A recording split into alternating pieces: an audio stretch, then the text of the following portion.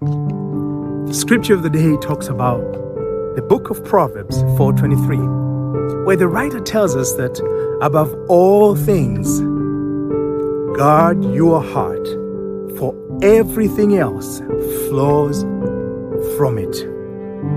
A powerful statement with a very serious consequences in each and every day of our lives.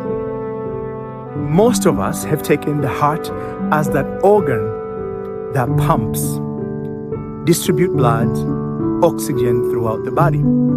But here the ancient writers, they perceived or conceived heart as something else.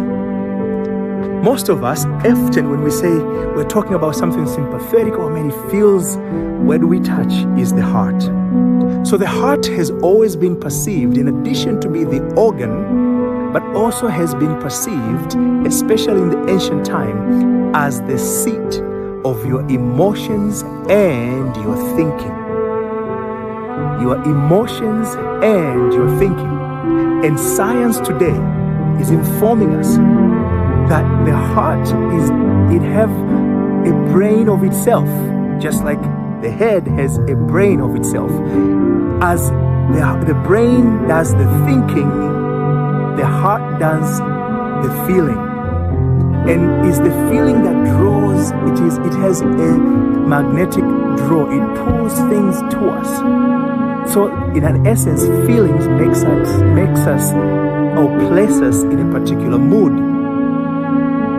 It is the combination of the feeling and the thought. So being that if the author were perceiving that the heart is the seat of both your thinking and feeling, it is the reason why they said you must guard them.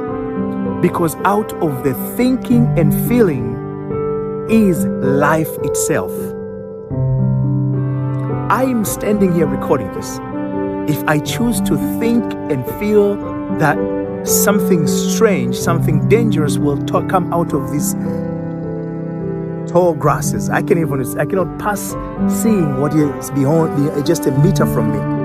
But if I start thinking and feeling that maybe something stranger will come out of there, an animal, something that will come to threaten my well-being, my life, if I entertain that feeling and that thinking for a brief moment, I will place my body in a flight-fight state.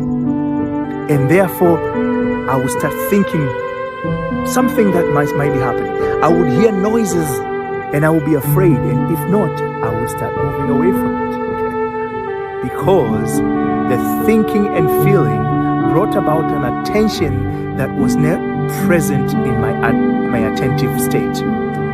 But because I thought of it, because I felt it, it is almost as real.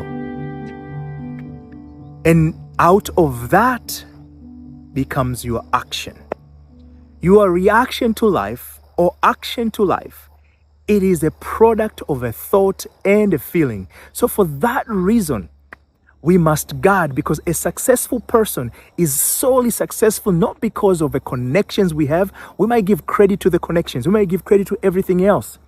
But above all, it is because of the relationship, the way they think and feel of the matter in question.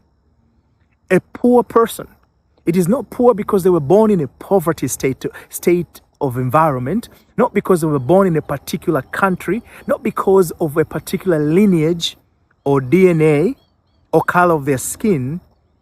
We might argue that, we might differ in our opinion, but it doesn't change the fact.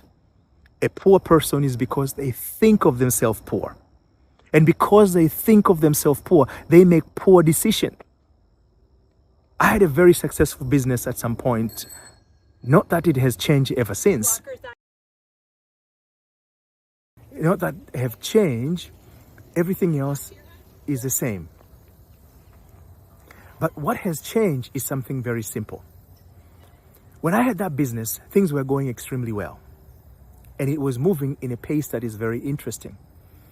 But suddenly I had started harboring negative thoughts.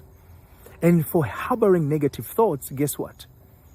I elevated my actions to consist. So I was acting irrational.